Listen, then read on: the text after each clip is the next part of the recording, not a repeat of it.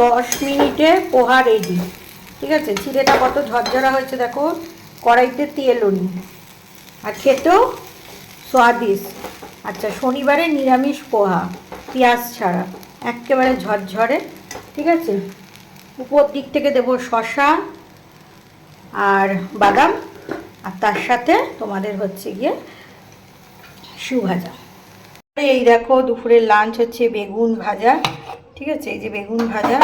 আচ্ছা, তার সাথে হচ্ছে লাউ আর পেঁপে। ঠিক আছে, লাউ আর পেঁপে একইভাবে কেটেছি, এটা দিয়ে মানে কাঁচা ভাজা মুগের ডাল পাতলা করে। আর এখানে আছে এ দেখো ছানার, এই দেখো এটা হচ্ছে ছানার দম, আলু পটল দিয়ে গামাখা করে। এই যে ভেপারটা উঠছে, এই ছানাটা আমি ঘরেই বানিয়েছি।